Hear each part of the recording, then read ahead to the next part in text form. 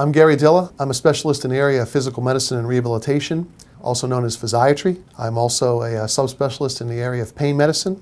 The name of our practice is Comprehensive Pain Specialists, and my partner and I have been in practice together here for 15 years. My name is Dr. Kevin Layden. I am a specialist in physical medicine and rehabilitation. I am also board certified in the subspecialty of pain medicine. In our field of physiatry, or physical medicine and rehabilitation, traditionally we dealt with outpatient musculoskeletal medicine as well as inpatient rehabilitation a lot of times on people who've had traumas, whether it's to the brain or to the spine or the extremity. But there's been a growing subspecialty within our field of what used to be referred to as pain management and is now referred to as pain medicine. We use injections for many of our procedures to assist our patients in pain control, in diagnosing the source of the pain, and in treating that pain to help them lead a better quality of life. Patients who have chronic pain are looking for anything to help.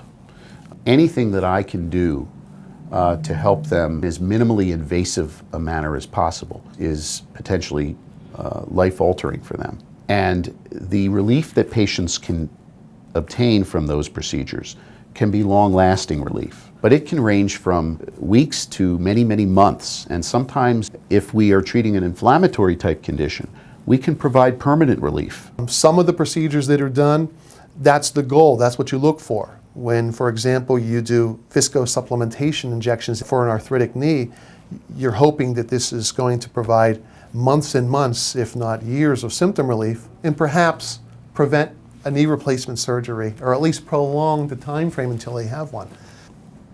When we administer corticosteroid through a needle, the idea is that we're trying to reduce inflammation and pain associated with inflammation.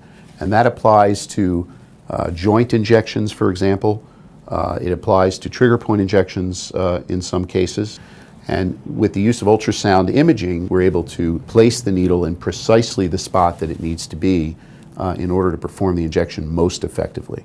Patients who have had, let's say, motor vehicle accident-related injuries, very commonly those individuals will have something called a whiplash injury. There is a subset of patients after that type of an injury that go on to develop chronic pain. One of the things we often end up doing are a series of diagnostic injections. These are injections that are performed to help us identify the source of the pain.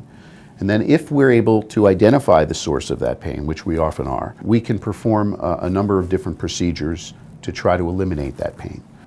And these are typically guided injections, and often it's ultrasound guidance, which is a non-invasive means of guiding the tip of the needle to its location.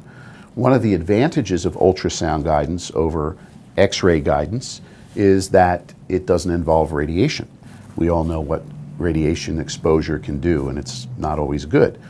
And even though the amount of radiation that's being administered when we do, let's say, fluoroscopic guidance is not a great deal of radiation, it still is, it does have a cumulative effect.